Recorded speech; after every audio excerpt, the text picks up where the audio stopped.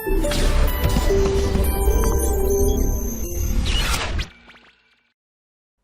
Student, तो last lecture में मैंने पढ़ा था कि तत्वों का इलेक्ट्रॉनिक विन्यास कैसे लिखते हैं।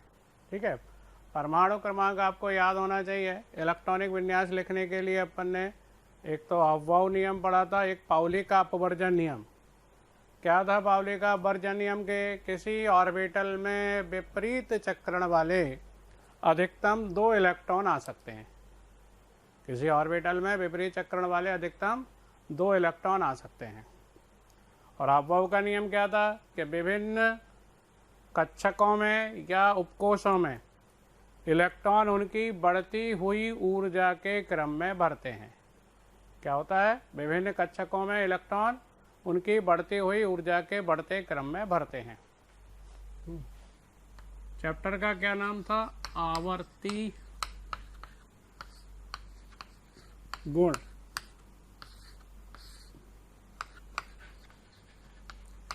पीरियोडिक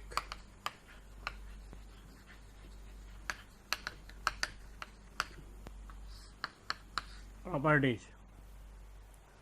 तो अफबाउ का नियम, विभिन्न उपकोषों में या कक्षकों में इलेक्ट्रॉन विभिन्न सबसेल या ऑर्बिटलों में इलेक्ट्रॉन उनके बढ़ते हुई ऊर्जा के बढ़ते क्रम में भरते हैं। एस उपकोष में एक ही कक्षक होता है तो उसमें अधिकतम 2 इलेक्ट्रॉन आ सकते हैं। पी उपकोष में 3 कक्षक होते हैं, उसमें अधिकतम 6 इलेक्ट्रॉन आ सकते हैं। डी उपकोष में 5 ऑर्बिटल होते हैं, कक्षक होते हैं, जिनमें 10 इलेक्ट्रॉन आ सकते हैं अधिकतम। और एफ उपकोष में 5 ऑर्बिटल होते हैं, एफ उपकोष में 7 ऑर्बिटल होते हैं, 7 कक्षक होते हैं और अधिकतम 14 इलेक्ट्रॉन आ सकते हैं। उपकोषों या ऑर्बिटलों की ऊर्जा का बढ़ता क्रम, एक उपकोष के सभी ऑर्बिटलों की ऊर्जा समान होती है, लेकिन विभिन्न उपकोषों के ऑर्बिटलों की ऊर्जाएं अलग अलग होंगी। क्या क्रम बताया था मैंने याद करने का? एस, फिर एसपी, फिर एसडीपी और एसडीपी, एसएफडीपी, एसएफडीपी। ये कौन सा है? 1s, 2s, 3s, 4s, 5s, 6s, 7s, P, 2p, 3p, 4p, 5p, 6p, 7p। D कौन सा? ये 3d, 4d, 5d, 6d, 4f, 5f। क्या क्रम था ऊर्जा का बढ़ता क्रम इनका? इसकी ऊर्जा सबसे कम, फिर ये ऊर्जा के क्रम में, फिर 3s, 3p, 4s, 3d, 4p, 5s, 4d, 5p, फिर 6s, 4f, 5d, 6p, 7s, 5f, 6d और 7p। ये ऊर्जा का क्रम होगा। मैंने उस दिन हाइड्रोजन, हीलियम और लिथियम के और बेरिलियम के आपको विन्यास लिख के बताए थे। अब थोड़ा सा ऐसा एग्जाम्पल ले लेते हैं जिसका परमाणु क्रमांक ज़्यादा होगा। 11 Na सोडियम, जिसका परमाणु क्रमांक 11 है। Z11 है, न्यूट्रल एटम है, तो जितने प्रोटॉन होंगे उतने ही इलेक्ट्रॉन। विन्यास क्या होगा? 1s2, 2s2, 2p6, 2 इलेक्ट्रॉन पहले 1s में आ जाएंगे, ये भर गया पूरा, खाली जगह नहीं है, तो ऊर्जा के क्रम में 2s आएगा, तो फिर 2 इसमें, ये भर गए दोनों, अब 2p में, अब 10 इलेक्ट्रॉन हो गए, 1 इलेक्ट्रॉन बच गया। ऊर्जा के क्रम में किसका ऑर्डर आएगा? 1s, 2s, 2p के बाद 3s, तो 3s में 1 इलेक्ट्रॉन आ जाएगा। नियॉन का विन्यास लिखना हो, नियॉन अक्रिय निष्क्रिय गैस है, परमाणु क्रमांक 10 है। क्या होगा विन्यास? 1s2, 2s2, 2p6। सोडियम के विन्यास को या तत्वों के विन्यास को संक्षेप में, शॉर्ट में लिखने के लिए अक्रिय गैस के विन्यास के रूप में भी लिख सकते हैं। जैसे इसका विन्यास क्या लिख सकते हैं अपन? ये यहाँ से यहाँ तक का विन्यास है, किसका विन्यास हो गया? नियॉन का, तो नियॉन लिख दो बड़े ब्रैकेट में और बाहर ये बचा हुआ विन्यास लिख दो केवल। ये संक्षेप में लिखने का तरीका है। Na प्लस आयन का विन्यास क्या होगा? कौन सा इलेक्ट्रॉन निकल जाएगा? ये वाला 3s1। नाभिक का आकर्षण बल इस पर कम लगेगा, नाभिक से दूर है ये, तो क्या विन्यास रह जाएगा? केवल इतना विन्यास रह जाएगा, 1s2 2s2 2p6।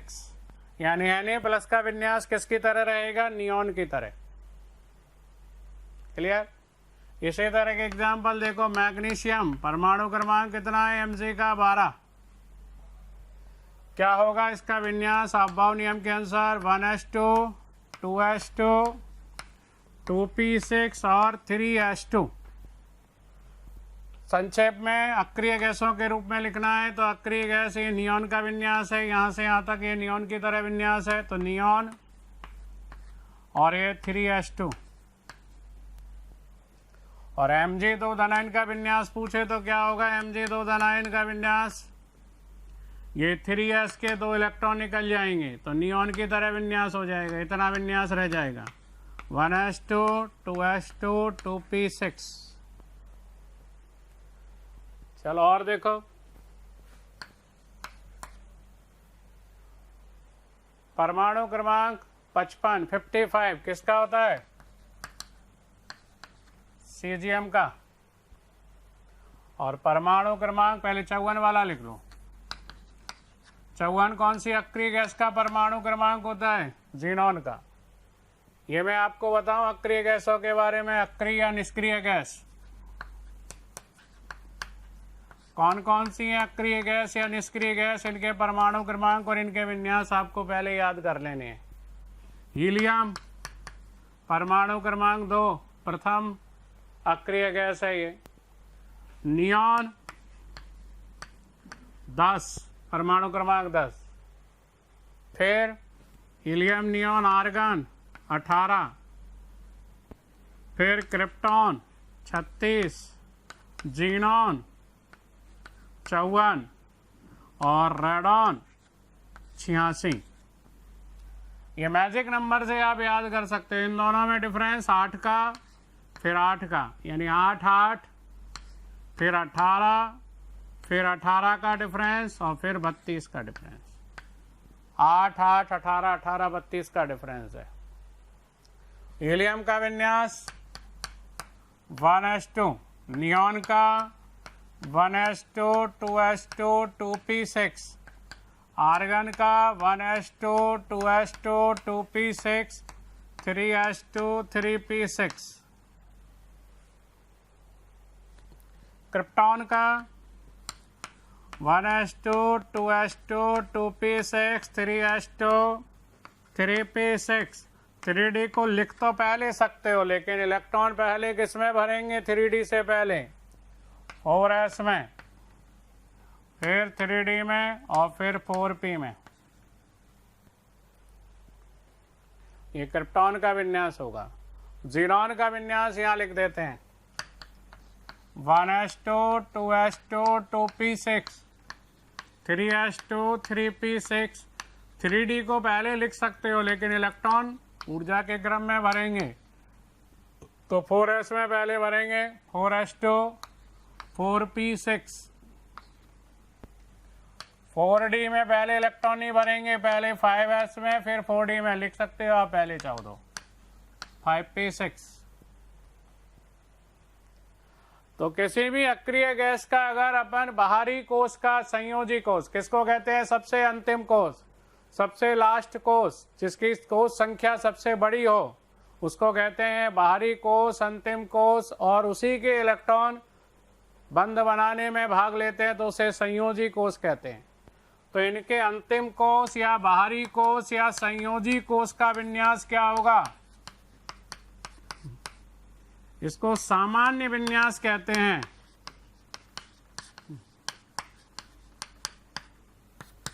हीलियम को छोड़ दो, हीलियम का विन्यास तो क्या है? 1s2 है। बाकी का देखो, नियॉन के अंतिम कोष का विन्यास, ये अंतिम कोष है सेकंड नंबर वाला, 2s2 2p6।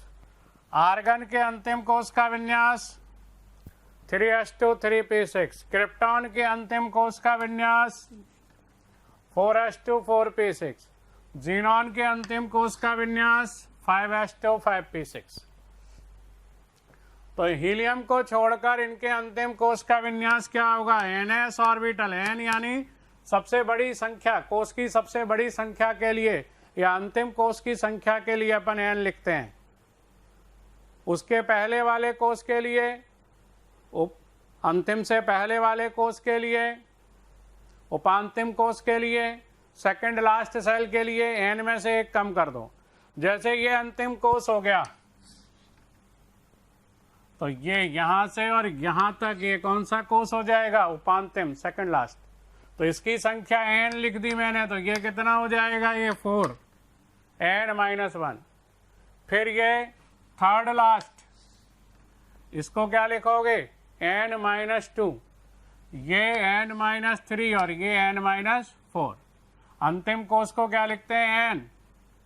उसके पहले उपांतिम कोष को n-1, second last, third last n-2, ऐसे लिखते जाएंगे इनको।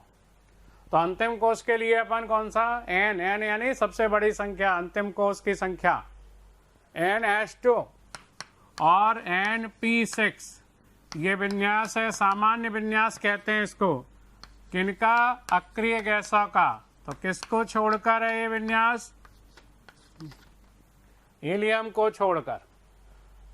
तो अपन संक्षेप में लिख सकते हैं विन्यास, अक्रिय गैसों के विन्यास अगर अपने को याद हो तो, ठीक है। 2 परमाणु क्रमांक वाले का 1s2, 10 वाले का 1s2, 2s2, 2p6, 18 वाले का 3s2, 3p6 लास्ट का।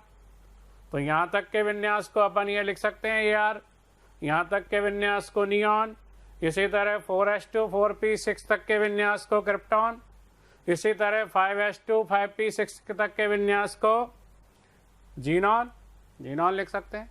इसी तरह रेडॉन में लास्ट में क्या आ जाएगा, 5s2, 5p6 की जगह 6s2, 6p6 विन्यास लिख लेंगे अपन। इसी क्रम में इलेक्ट्रॉन भर लेंगे।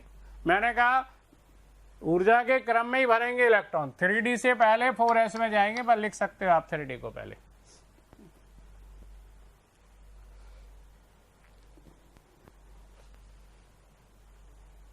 इसके बाद देखो एक उदाहरण और, एक एग्जाम्पल और लेते हैं अपन।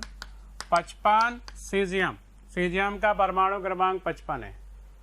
अगर पूरा विन्यास लिखना चाहे तो पूरा लिख सकते हैं, 1s2, 2s2, 2p6, 3s2, 3p6, 3d10, 4s2, है ना, और 4p6, 4d10, 5s2, 5p6। यहाँ तक अपन पूरा लिखना चाहे तो देखो पूरा लिख सकते हैं। 1s में 2, फिर 2s में 2, 2p में 6, गिनते जाया करो इलेक्ट्रॉन, है ना, 55 से ज़्यादा नहीं होने चाहिए। 3s2, 3p6, 3d10, 4s2, 4p6, 4d10, 5s2, 5p6। यहाँ तक काउंट करो कितने इलेक्ट्रॉन हो गए, 2 और 2 4, 6 10, 2 12, 6 18, 10 28, 2 30, 36, 46, 48, 54। एक इलेक्ट्रॉन और बचा, तो ऊर्जा के क्रम में 6s1। अब देखो यहाँ से और यहाँ तक का ये विन्यास कौन सी अक्रिय गैस का विन्यास है, जीनॉन का। तो आप इसे संक्षेप में शॉर्ट में कैसे लिख सकते हैं, जीनॉन को लिख दो और 6s1। सीजियम में से एक इलेक्ट्रॉन निकाल दोगे, सीजियम धनायन, तो कौन सा विन्यास रह जाएगा इसका, जीनॉन की तरह। वो इलेक्ट्रॉन एक निकल जाएगा, 6s ऑर्बिटल खाली हो जाएगा। जिंक Zn का परमाणु क्रमांक 30 होता है। इसका विन्यास लिखें अब्बाउ नियम से, 1s2, 2s2, 2p6, 3s2, 3p6, 3d10 और ये 4s2। Zn 2 धनायन जब बनाएंगे तो कौन से 2 इलेक्ट्रॉन निकल जाएंगे, ये अंतिम कोष के। इलेक्ट्रॉन भरेंगे भी पहले, निकलेंगे भी पहले। इसमें से भरेंगे पहले क्यों, क्योंकि इसकी ऊर्जा कम है 3D से, और निकलेंगे पहले क्यों, क्योंकि नाभिक का आकर्षण बल इस पर कम लगेगा, इस पर ज़्यादा लगेगा। ये मैं आपको बताऊंगा, Z इफेक्टिव कहते हैं प्रभावी नाभिकीय आवेश। तो वहाँ निकाल के वैल्यू बताऊंगा 3D के लिए, 4s के लिए। 3D के लिए प्रभावी नाभिकीय आवेश यानी नाभिक का जो आकर्षण बल प्रभावित होगा उसकी वैल्यू 3D के लिए कम आएगी, 4s के लिए 3D के लिए ज़्यादा आएगी, 4s के लिए कम आएगी। तो इसलिए 4s पर नाभिक का आकर्षण बल कम लगेगा, पहले इलेक्ट्रॉन इसलिए इसमें से निकलेंगे। तो इसका विन्यास क्या रह जाएगा इलेक्ट्रॉन निकलने के बाद? 1s2 2s2 2p6 3s2 3p6 और 3d10। तो इसी तरह कोई भी परमाणु क्रमांक आपको दिया हो, याद हो, तो अपन उसका विन्यास लिख सकते हैं। क्या कर सकते हैं? उनका विन्यास अपन लिख सकते हैं। चलो मैं आपको आवर्त सारणी के कुछ ग्रुप के, कुछ समूह के विन्यास यहाँ लिखना सिखा देता हूँ और उनके सामान्य विन्यास भी अपन याद रखेंगे।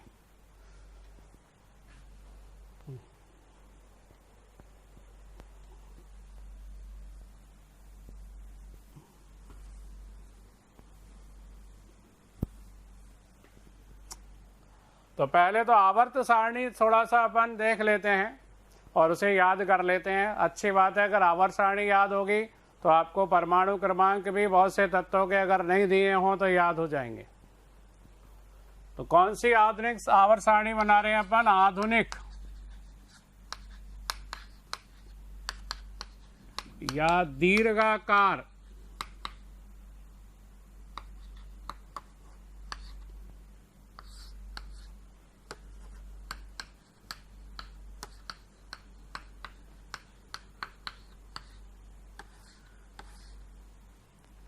Long form of periodic table या modern periodic table.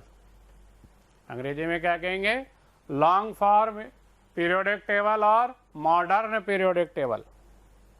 Hello student, इतना प्यार देने के लिए हजारों स्टूडेंट हमारे वीडियो लेक्चर से लाभ उठा रहे हैं। हमारी डिस्क्रिप्शन में जो लिंक दी गई है उसको क्लिक करके आप अपना रजिस्ट्रेशन करा सकते हैं और जिन स्टूडेंट को स्टडी मटेरियल और डाउट सॉल्विंग भी चाहिए तो वो उसी लिंक को क्लिक करके और प्रीमियम कोर्स के लिए अप्लाई कर सकते हैं। पढ़ेंगे अपन डिटेल में ये टेबल कैसे बनी, क्या आधार था, कौन से नियम पर बनी। तो इसमें दो भागों में अपन इस टेबल को बांटेंगे। जैसे इस बोर्ड पर मैं टेबल बनाऊंगा तो एक भाग तो अपन को ऐसे दिखाई देंगे, इनको अगर हिंदी में कहें तो क्या कहते हैं? क्षैतिज रेखाएं, क्षैतिज खाने। और एक भाग ऐसे दिखाई देंगे, ऊर्ध्वाधर खाने। अंग्रेजी में ऊर्ध्वाधर को कहते हैं वर्टिकल कॉलम और क्षैतिज रेखाओं को कहते हैं हॉरिजॉन्टल लाइन। तो ये जो ऊर्ध्वाधर खाने हैं इनको क्या कहते हैं? वर्ग या समूह। क्या कहते हैं इनको? वर्ग या समूह। यानी आधुनिक आवर्त सारणी को दो भागों में बांट सकते हैं, वर्ग या समूह। ग्रुप अंग्रेजी में कहते हैं ग्रुप। तो आवर्त सारणी के जो ऊर्ध्वाधर खाने हैं, ऊर्ध्वाधर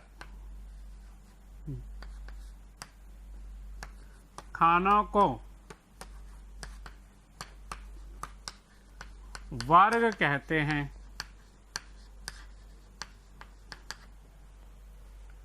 और आधुनिक आवर्त सारणी में कुल कितने वर्ग हैं?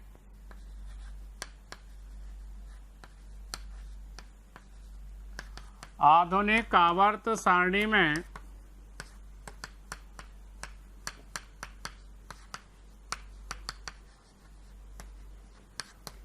कुल 18 वर्ग हैं।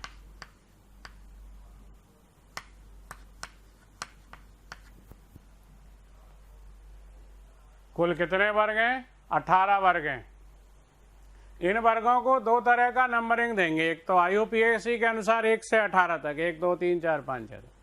मेंडलीफ ने जो सारणी बनाई थी उसमें 1 से 7 तक के वर्गों को उसने दो उपवर्गों में बांटा था, first A first B, second A second B, third A third B. तो वो जो मेंडलीफ ने 1 से 7 तक के वर्गों को दो उपवर्गों में बांटा, उनको आधुनिक आवर्त सारणी में अलग कर दिया। तो कितने वर्ग बन गए? 7 दूनी 14। मेंडलीफ ने 8वें वर्ग में क्या किया था, तीन तीन तत्वों को एक साथ रख दिया था। आधुनिक आवर्त सारणी में उन तीनों को अलग कर दिया, तीन अलग वर्ग बना दिए। तो 14 और 3 17 और एक वर्ग बाद में और जोड़ा गया शून्य वर्ग, तो 17 और 1 18 वर्ग हो गए। तो अपन मेंडलीफ की सारणी में कौन से वो उपवर्ग थे, 1 से 7 तक के जो दो भागों में बांटे उनको उपवर्ग कहा, उपवर्ग ए उपवर्ग बी।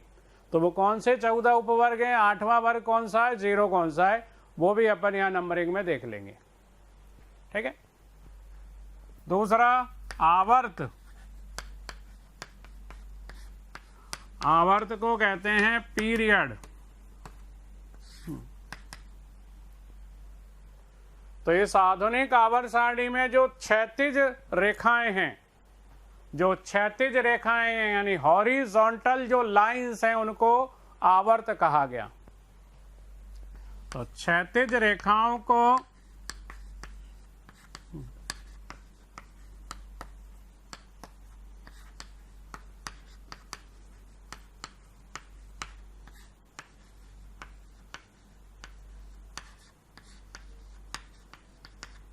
आवर्त कहते हैं।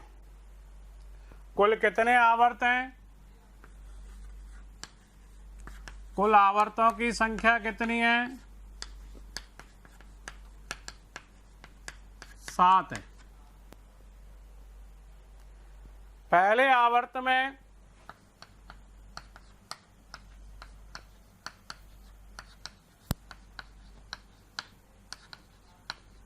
दो तत्व हैं, कौन कौन से, हाइड्रोजन और हीलियम। इसे क्या कहते हैं, अति लघु आवर्त।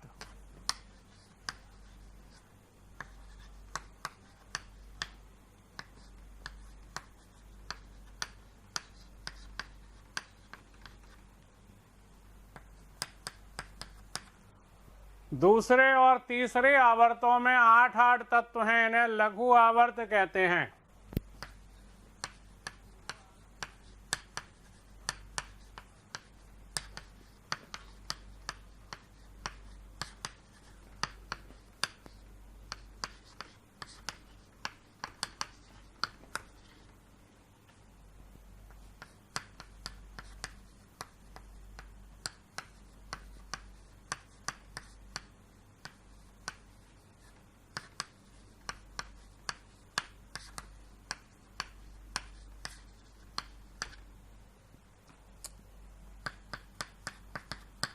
चौथे और पांचवें आवर्त में 18 तत्व हैं, इन्हें दीर्घ आवर्त कहते हैं।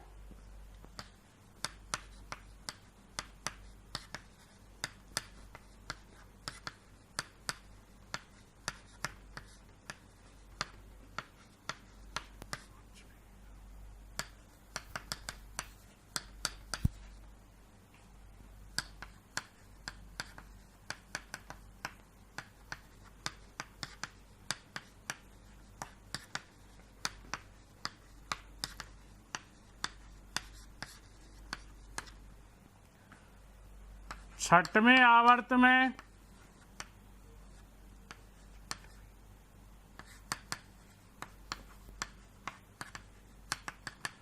32 तत्व हैं, इसे अति दीर्घ आवर्त कहते हैं।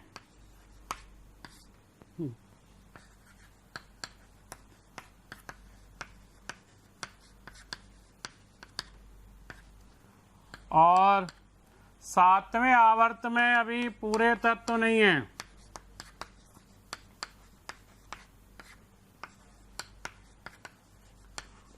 अपूर्ण दीर्घ आवर्त कहते हैं इसको।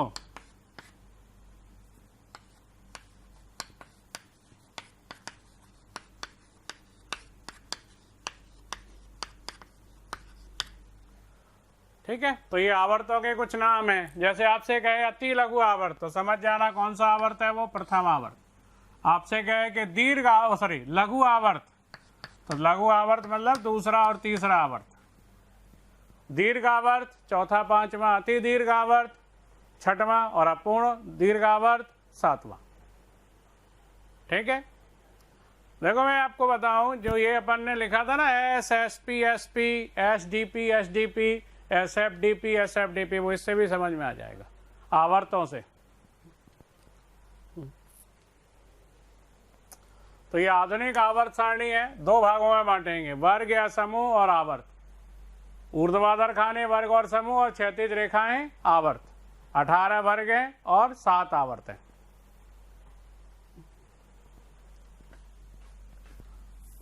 तो सारणी बनाते हैं ये अपन। सारणी का कुछ अगर अपन देखेंगे, इसका ढांचा स्केलेटन कुछ इस तरह का स्केलेटन बनेगा, ये ढांचा बनेगा।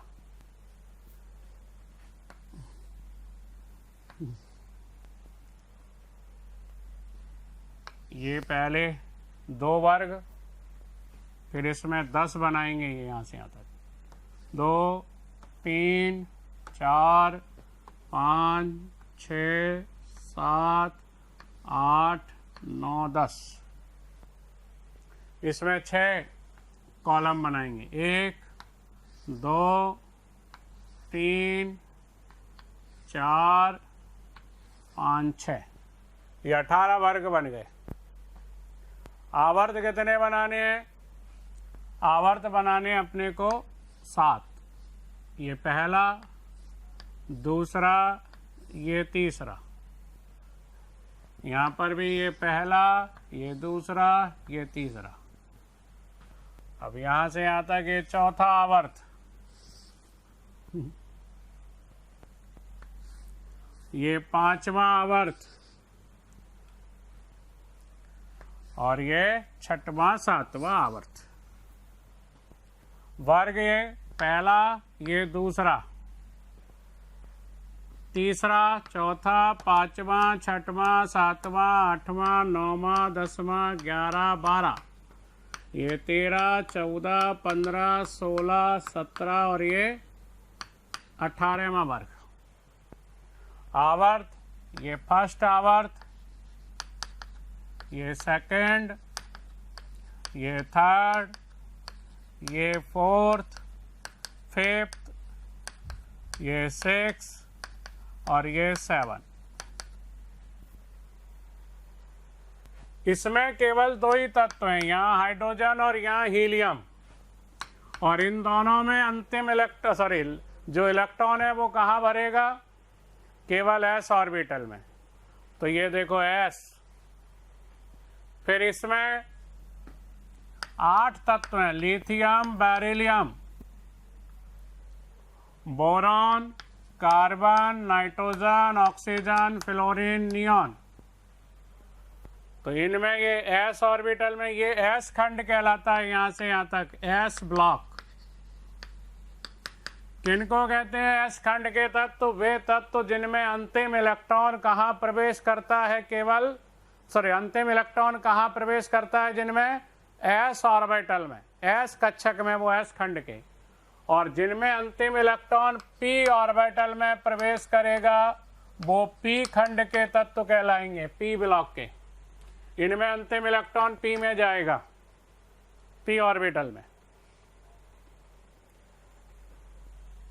फिर तो sp, ये s, ये p।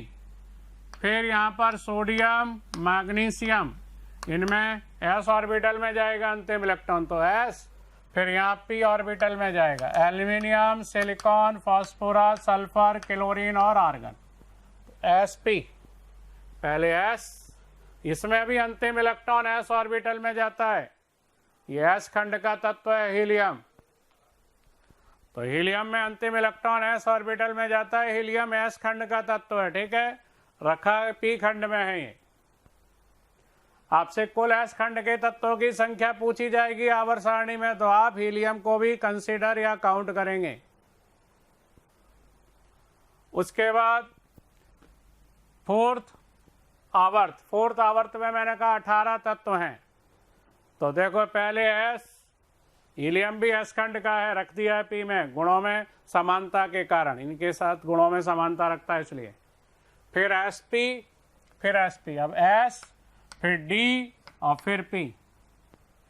कौन कौन से तत्व रखे गए हैं देखो इसमें, यहाँ चाहो तो पहले वर्गों में रख लो, हाइड्रोजन, ये लिथियम, सोडियम, यहाँ पोटेशियम, यहाँ calcium, scandium, titanium, vanadium, chromium, manganese, iron, cobalt, nickel, copper, zinc.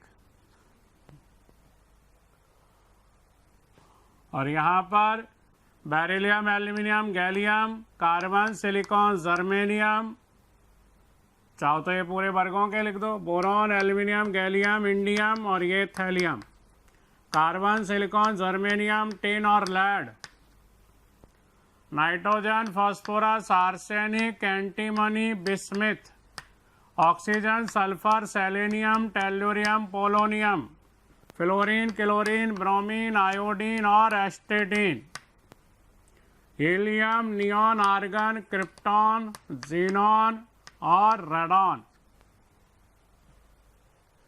यहाँ hydrogen, lithium, sodium, potassium, rubidium, caesium और francium, beryllium, magnesium, calcium, strontium, barium और radium,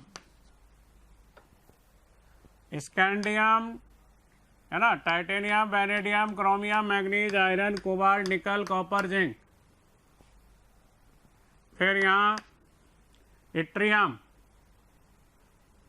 lanthanum, actinium, titanium, zirconium, hafnium और rutherfordium,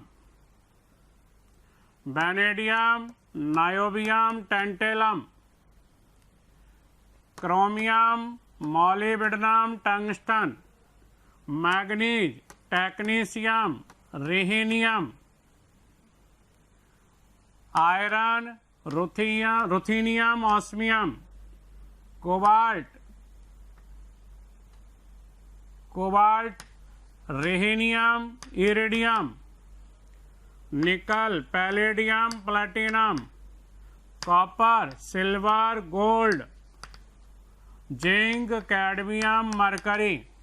प्यारे बच्चों, हमें रोज़ हज़ारों की संख्या में ऐसी रिक्वेस्ट आ रही हैं कि सर इस टॉपिक का वीडियो बना करके डालें, सर इसे समझाएं। तो इसके लिए आपसे रिक्वेस्ट है कि आप हमारे YouTube चैनल को सब्सक्राइब करें और हमारे बेल आइकन को भी हिट करें ताकि आपसे कोई भी नोटिफिकेशन छूटे नहीं। हम ऐसा इसलिए कह रहे हैं कि बच्चे जिस टॉपिक की डिमांड कर रहे हैं उन टॉपिक से रिलेटेड वीडियो लेक्चर हमने पहले से ही डाल रखे हैं।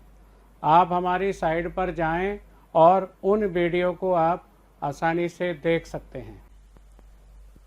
तो देखो, पहले s, 2 इलेक्ट्रॉन पहले s ऑर्बिटल में जाएंगे, फिर sp, फिर sp, फिर देखो s, ये 10 इलेक्ट्रॉन d में, फिर p में sdp, फिर यहाँ से फिर s, फिर d, फिर p, फिर यहाँ से s और फिर f, फिर 14 इलेक्ट्रॉन f ऑर्बिटल में प्रवेश करेंगे। तो लैंथेनम के बाद के जो 14 एलिमेंट होंगे वो f खंड के हैं, लेकिन रखा उनको कहाँ है? यहीं रखा है, इसी वर्ग में रखा है। क्योंकि यहाँ जगह नहीं रहती तो अपन इसलिए इसको नीचे लिख देते हैं, नीचे नहीं रखे हैं। कितने तत्व, कितने इलेक्ट्रॉन आएंगे f ऑर्बिटल में? 14। तो 14 तत्व रखेंगे यहाँ, 1, 2, मैंने 2 श्रेणी बना दी, फिर s और f, तो इसके बाद 14 तत्व और इसके बाद के 14 तत्व। लैंथेनम के बाद के जो 14 तत्व हैं या जो लैंथेनम के साथ रखे गए उनको कहते हैं लैंथेनाइड। और ये एक्टिनियम के बाद के जो 14 तत्व हैं जो एक्टिनियम के साथ रखे हैं वो कहलाएंगे एक्टिनाइड। तो 14 खाने 2 बार बनाएंगे, एक में तो आएंगे कौन? लैंथेनाइड।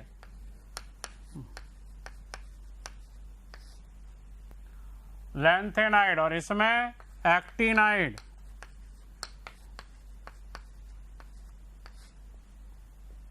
तो 1, 2, 14 खाने बना लो, 3, 4, 5, 6, 7, 8, 9, 10, 11, 12, 13 और एक और बनाना पड़ेगा 14। तो लैंथेनम के बाद के 14 तत्व यहां रखे हैं।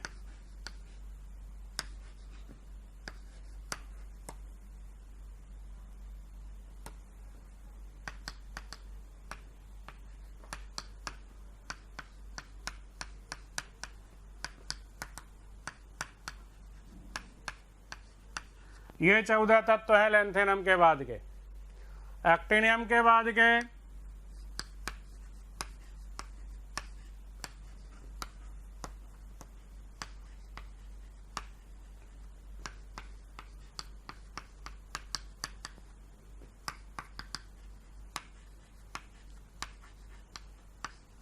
ये 14 तत्व हैं। यहां पर भी लिखना चाहो तो आगे लिख लो।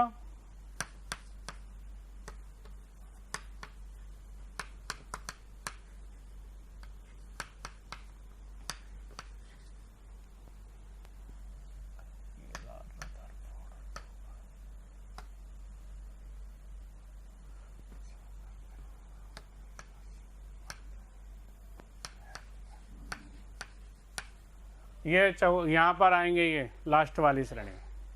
तो ये पूरी आधुनिक आवर्त सारणी है। इस सारणी में तत्वों को उनके इलेक्ट्रॉनिक विन्यास के आधार पर 4 खंडों में बांटा है। वे तत्व जिनमें अंतिम इलेक्ट्रॉन s ऑर्बिटल में जाएगा वो s खंड के, जिनमें p ऑर्बिटल में जाएगा अंतिम इलेक्ट्रॉन वो p खंड के, जिनमें अंतिम इलेक्ट्रॉन d ऑर्बिटल में जाएगा वो d खंड के तत्व कहलाएंगे ये, और जिनमें अंतिम इलेक्ट्रॉन f ऑर्बिटल में जाएगा जो लैंथेनम के साथ 14 तत्व और एक्टिनियम के साथ वो f खंड के तत्व कहलाएंगे।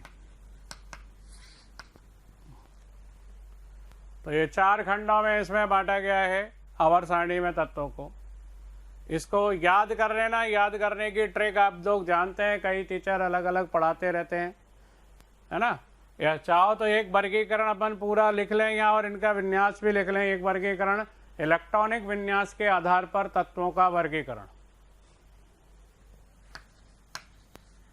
इलेक्ट्रॉनिक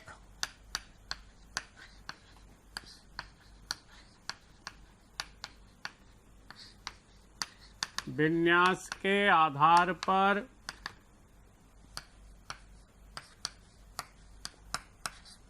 तत्वों का वर्गीकरण। तो इलेक्ट्रॉनिक विन्यास के आधार पर देखो ये वर्गीकरण है s, p, d और f खंड के तत्व। तो इलेक्ट्रॉनिक विन्यास के आधार पर तत्वों को 4 खंडों में 4 ब्लॉक में बांटा गया है। किस आधार पर? अंतिम इलेक्ट्रॉन कौन से ऑर्बिटल में प्रवेश करेगा। इन तत्वों में अंतिम इलेक्ट्रॉन कहां प्रवेश करता है? s ऑर्बिटल में। इसमें भी अंतिम s ऑर्बिटल में प्रवेश करता है हीलियम में।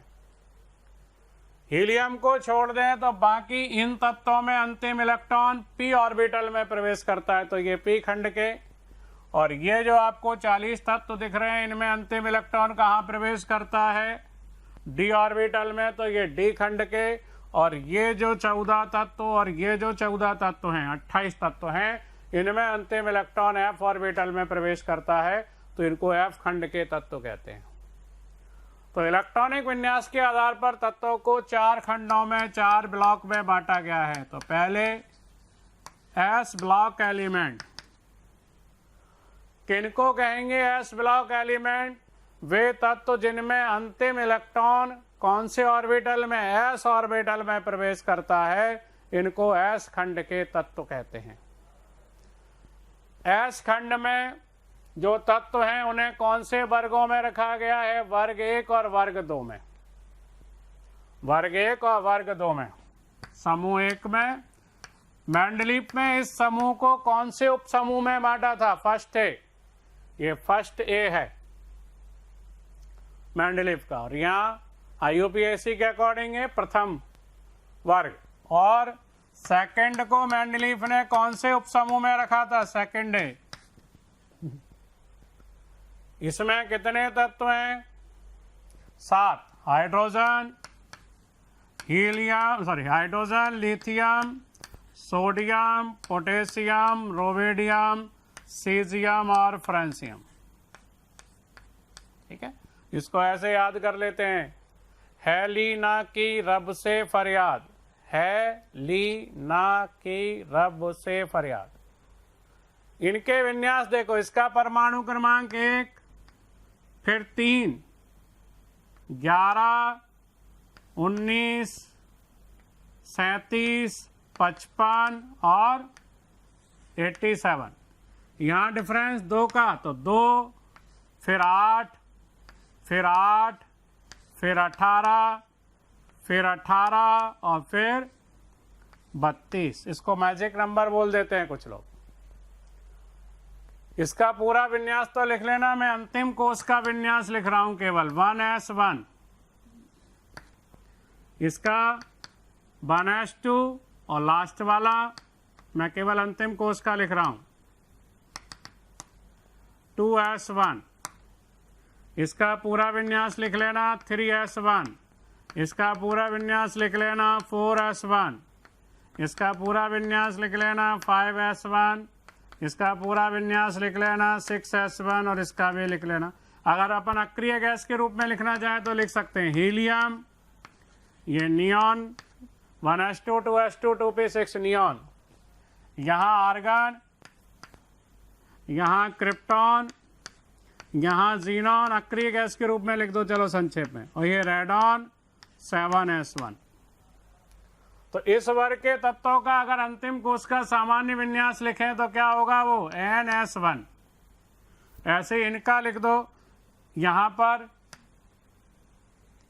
सेकंड ए या सेकंड वर्ग में यहां तो कोई तत्व आएगा नहीं है, हाइड्रोजन के बाद तो कोई हीलियम नहीं है, सॉरी हाइड्रोजन है, हाइड्रोजन के बाद तो यहाँ कोई तत्व आएगा नहीं, वो हाइड्रोजन ऐसे ही कर लेना, ठीक है। तो यहाँ तो कोई होगा नहीं। लिथियम के बाद आएगा कौन, बेरिलियम, फिर मैग्नीशियम, कैल्शियम, स्ट्रोंशियम, बैरियम और रेडियम।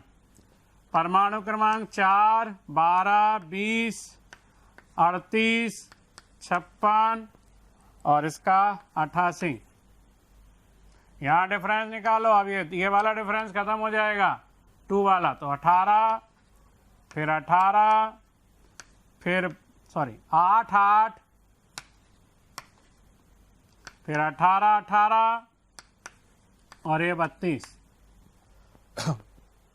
विन्यास क्या हो जाएगा, जैसे इसका लिखेंगे तो हीलियम 2s2, ये neon 3s2, argon 4s2, krypton 5s2, xenon 6s2 और रेडॉन 7s2। इनका सामान्य विन्यास क्या होगा, NS2। तो S खंड का सामान्य विन्यास क्या बनेगा, NS1 से NS2। तो S खंड के तत्वों का सामान्य विन्यास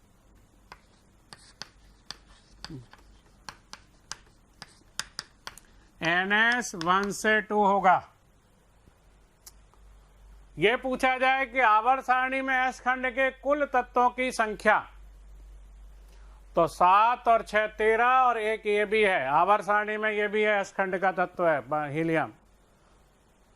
और रखे कितने हैं S खंड में, केवल 13। वैसे आवर्त सारणी में S खंड के कुल तत्वों की संख्या कितनी है, 13 और एक 14।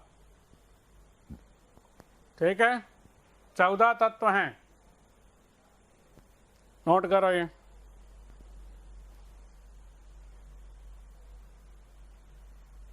हाइड्रोजन और हीलियम इसमें गैस हैं, यानी गैसीय एलिमेंट हैं, और बाकी बचे हुए 12 क्या हैं, वो सब बाकी बचे हुए 12 यहाँ पर सॉलिड एलिमेंट है, ठोस तत्व हैं।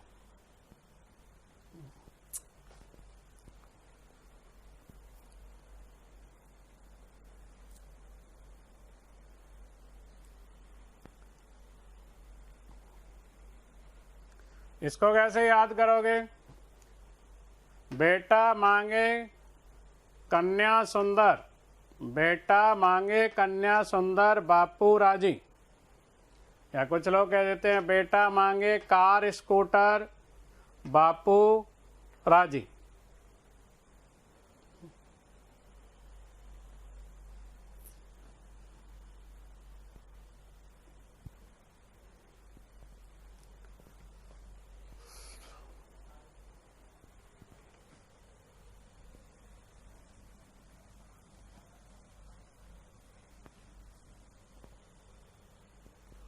कुछ और जानकारियां लिखना चाहो तो लिख देना इसमें। गैसीय तत्व कितने हैं? 2। एस खंड के बारे में कुछ और जानकारियां। गैसीय एलिमेंट 2 हैं, हाइड्रोजन हीलियम। सॉलिड ठोस तत्व कितने हैं? बाकी बचे हुए 12। रेडियो एक्टिव हिंदी में क्या कहते हैं? रेडियो सक्रिय। ये लास्ट के जो 2 तत्व हैं कौन से? फ्रांसियम और रेडियम, ये रेडियो एक्टिव है। तो 2 तत्व इसमें रेडियो एक्टिव हैं। कौन कौन से? फ्रांसियम और रेडियम। बाकी सभी नॉन रेडियो एक्टिव एलिमेंट है। धातु अधातु वो पढ़ाएंगे बाद में। वैसे धातु इसमें 12 हैं और अधातु 2 हैं। अधातु कौन कौन सी हैं? 2, हाइड्रोजन और हीलियम, ये 2 अधातु हैं। बाकी सारे तत्व धातुएं हैं। तो गैस खंड के बारे में कुछ जानकारियां। ठोस, गैस, धातु, अधातु, रेडियो सक्रिय, रेडियो निष्क्रिय। बाकी 12 रेडियो निष्क्रिय होंगे, 2 रेडियो सक्रिय। ठीक है।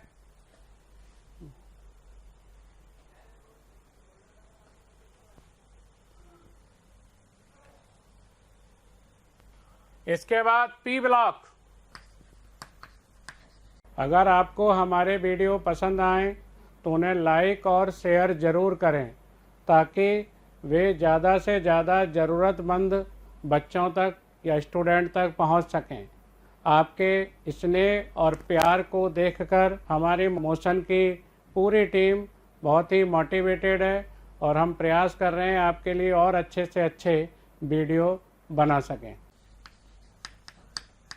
एलिमेंट्स, पी खंड के तत्व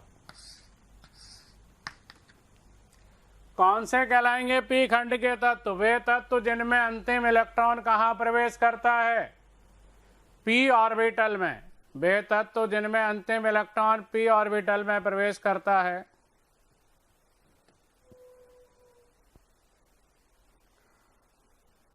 तो वे तत्व जिनमें अंतिम इलेक्ट्रॉन पी ऑर्बिटल में प्रवेश करता है वो पी खंड के तत्व कहलाते हैं। ठीक है। अंतिम इलेक्ट्रॉन को देखना है कहाँ प्रवेश करेगा। कैसे देखोगे? इलेक्ट्रॉनिक विन्यास लिख के लास्ट इलेक्ट्रॉन देख लो कहाँ जा रहा है। ठीक है। तो इस खंड में कौन कौन से वर्ग रखे गए हैं? 13, 14, 15, 16, 17 और ये 18 वर्ग। मेंडलीव की सारणी में ये कौन सा वर्ग था या उपवर्ग था? थर्ड है, ये फोर्थ है, ये फिफ्थ है, ये सिक्स है, ये सेवंथ है और ये शून्य समूह था, 0 ग्रुप था। इनका सामान्य विन्यास क्या होगा? NS2NP1। जैसे यहां से लिखोगे आप तो NS1 NS2, फिर यहाँ आओगे तो NS2NP1, NS2 NP2, NS2 NP3, NS2 NP4, NS2 NP5, NS2 NP6। तो इनके विन्यास होंगे ये NS2 NP2, NS2 NP3, NS2 NP4, NS2 NP5, NS2 NP6। तो कौन कौन से तत्व हैं इसमें? बैगन, आलू, गाजर, इन, थैला। इसका परमाणु क्रमांक 5 है, विन्यास लिख लोगे 1s2 2s2 2p1, ये 3s2 3p1, 4s2 4p1, 5s2 5p1 और 6s2 6p1। कहें शिवजी सुनो पार्वती, कहें शिवजी सुनो पार्वती। इसका विन्यास क्या होगा? इसका विन्यास 2s2 2p2, 3s2 3p2। मैं केवल बाहरी कोष का बता रहा हूं। 4s2 4p2, 5s2 5p2, 6s2 6p2। तो ये याद रखना, बाहरी कोष के विन्यास बहुत काम आते हैं। न्यूजीलैंड, पाकिस्तान, ऑस्ट्रेलिया सब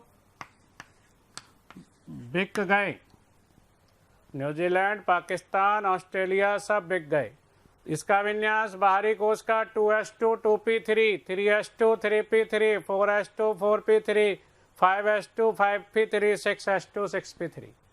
तो इनके संयोजी कोष में कितने इलेक्ट्रॉन है? देखो 2 और 1 3, इसमें 2 और 2 4, इनमें 2 और 3 5, इसमें ओल्ड स्टाइल से टीपो, पुराने तरीके से टीपो, ओल्ड स्टाइल से टीपो। इसका विन्यास क्या होगा बाहरी कोष का? 2s2 2p4, यहां से देख लो, 3s2 3p4, 4s2 4p4, 5s2 5p4, 6s2 6p4। इसमें फ्लोरीन, क्लोरीन, ब्रोमीन, आयोडीन और एस्टेटिन। फिर कल बाहर आई आंटी, फिर कल बाहर आई आंटी। इसमें हीलियम का विन्यास अलग होगा, है ना, हीलियम भी वैसे रखा तो यही है, इसका विन्यास ये नहीं होगा, क्या होगा? 1s2। फिर neon, argon, krypton, xenon, radon, इनका विन्यास ये होगा। नियॉन का 2s2 2p6, 3s2 3p6, 4s2 4p6, 5s2 5p6, 6s2 6p6। इसका हमारे नेता और कर्मचारी जीते रहें, हमारे नेता और कर्मचारी जीते रहें। तो ये पी खंड के तत्व हैं, इनका सामान्य विन्यास। तो पी खंड का सामान्य विन्यास क्या बनेगा? सामान्य इलेक्ट्रॉनिक विन्यास।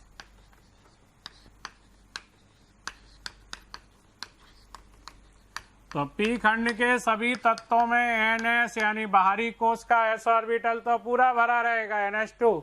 और p ऑर्बिटल में कितने इलेक्ट्रॉन हो सकते हैं? 1 से और 6 तक। तो ये पी खंड के तत्व हो गए। पी खंड के बारे में और जानकारियां रहने दो, metal, non metal, metalloid, liquid, solid, वो बाद में देखेंगे। द्रव ठोस तत्व कितने हैं, धातु अधातु कितने हैं, वो बाद में सिखाएंगे। विन्यास आपको सीखना है, मेन तो विन्यास आना चाहिए, सभी तत्वों का विन्यास आना चाहिए। इसके बाद डी खंड के तत्व।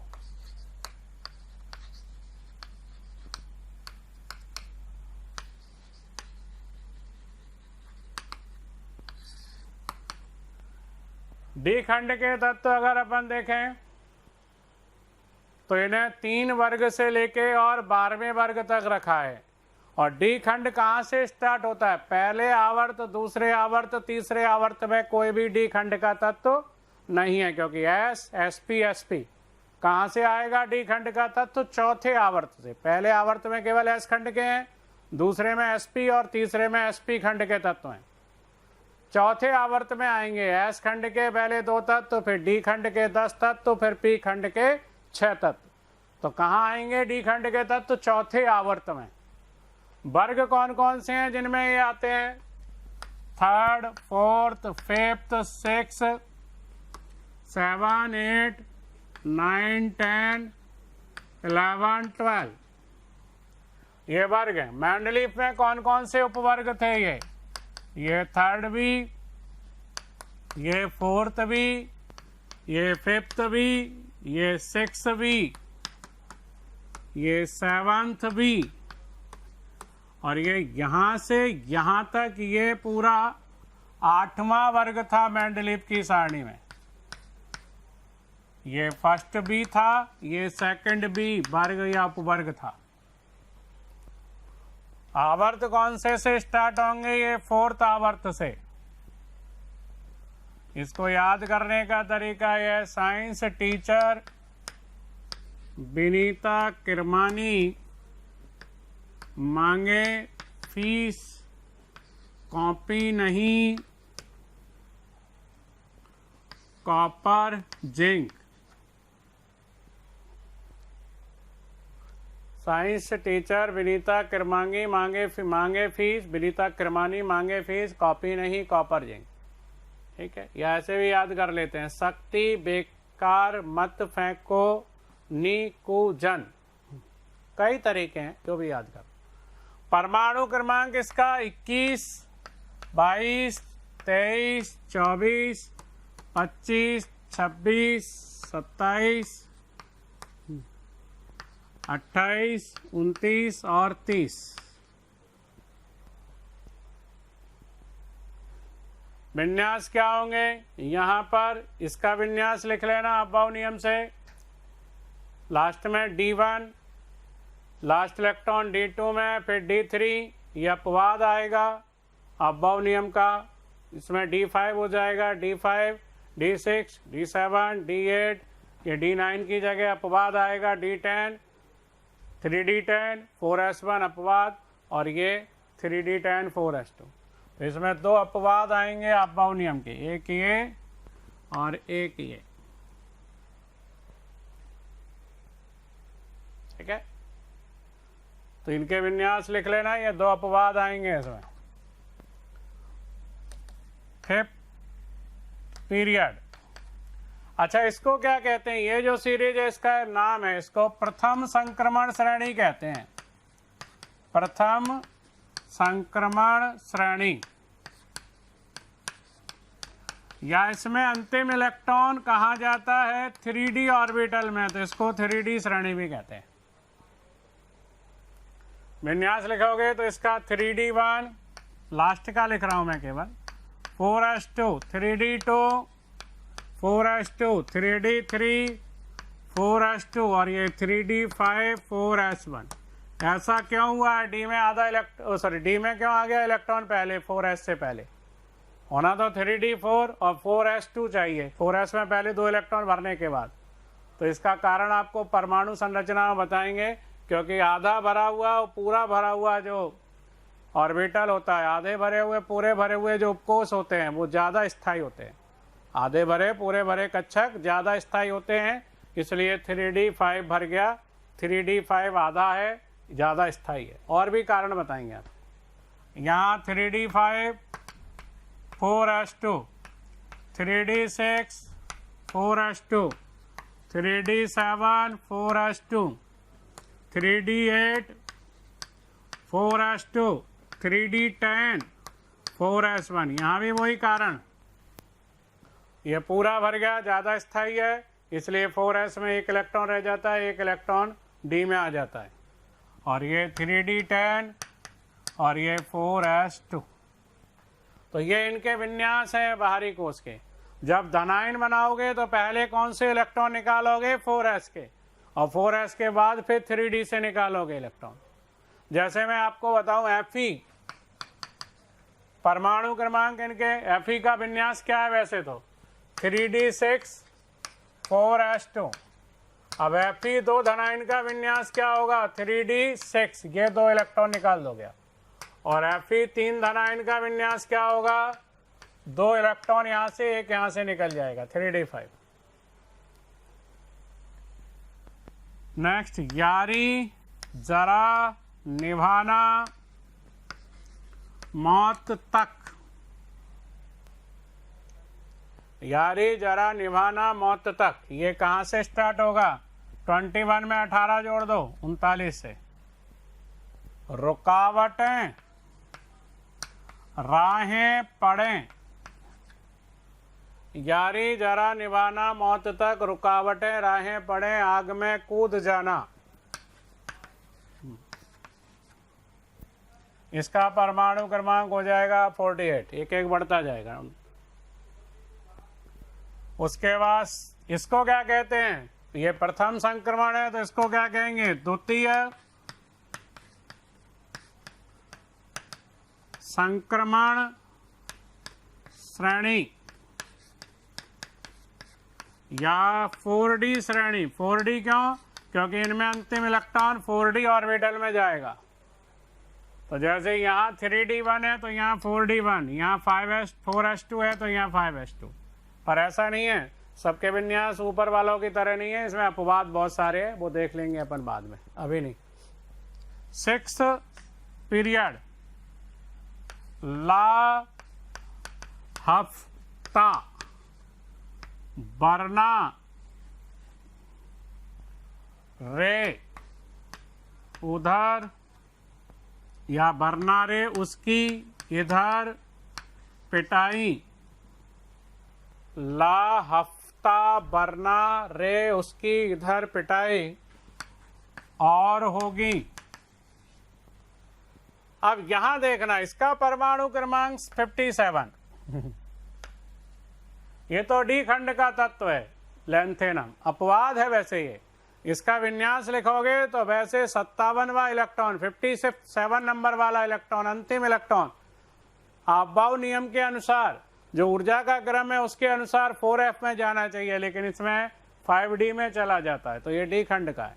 उसके बाद 14 तत्वों में जो इलेक्ट्रॉन जाते हैं वो f ऑर्बिटल में जाते हैं, 4f ऑर्बिटल में भरते हैं।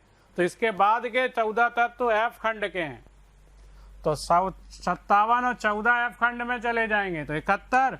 तो यहाँ फिर 72 से फिर ये डी खंड में आएंगे इलेक्ट्रॉन।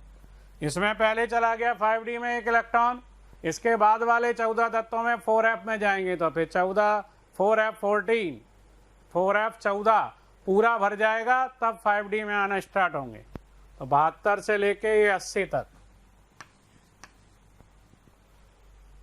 उसके बाद इसको क्या कहेंगे? तृतीय संक्रमण श्रेणी।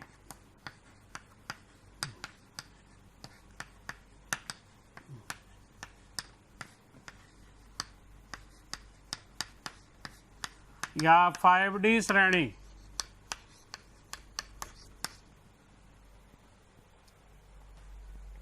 और 7th पीरियड एक्टिनियम। इसमें भी क्या होता है, अंतिम इलेक्ट्रॉन यानी 89 नंबर वाला इलेक्ट्रॉन अफबाउ नियम के अनुसार 5f ऑर्बिटल में जाना चाहिए, लेकिन पहले 6d में चला जाता है, अपवाद है। फिर 6d में एक इलेक्ट्रॉन जाने के बाद फिर 5f में जाते हैं 14 इलेक्ट्रॉन, तो फिर 14 तत्व तो f खंड के हैं।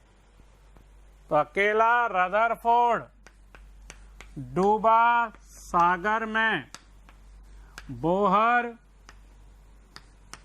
हंस मत धैर्य रख, और ये तो यू बी, ये आपको बताएंगे कि परमाणु क्रमांक 101 से लेकर आगे वाले तत्वों का ये नामकरण और इनके संकेत IUPAC ने दिए हैं, तो ये सिखाएंगे आपको। तो अकेला रदरफोर्ड डूबा सागर में, बोहर हंस मत धैर्य रख, इसका परमाणु क्रमांक होगा 112।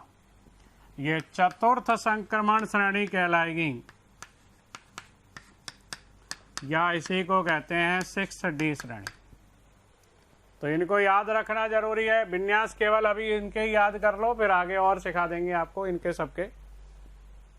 ऐसे भी याद करा करो, स्कूटर यामा लाओ एसी, टीकम जरा हाफ रफ लाना, बे नवाब तन्हा, करेंसी मनी वॉच, मन तक रे, फै रस, कोरियर, नहीं पढ़ेंगे पिटेंगे, क्यों आज आए, और जंग संडे को होगी। तो डी खंड के तत्वों का सामान्य इलेक्ट्रॉनिक विन्यास क्या है? और ये सभी तत्व धातुएं हैं। सामान्य इलेक्ट्रॉनिक विन्यास क्या होगा? देखो, ये n-1d ऑर्बिटल कहलाएगा। n-1d में देखो कितने इलेक्ट्रॉन है, 1 से 10 तक। और ns ऑर्बिटल में, ns में अपवाद वालों में 1 है, वैसे 2 है, तो ns ऑर्बिटल में 1 से 2 तक। तो ये इनका सामान्य विन्यास होगा।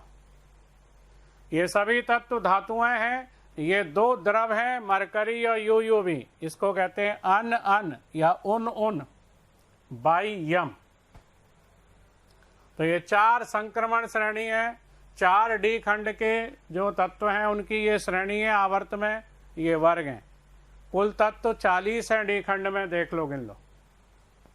चलो नोट करो बच्चों, जो आप लेक्चर देख रहे हैं, पूरा टॉपिक पढ़ना चाहते हैं या हम जो यहाँ पर पढ़ाते हैं वो आप पढ़ना चाहते हैं, तो आप हमें 18002121 799 पर कॉल कर सकते हैं।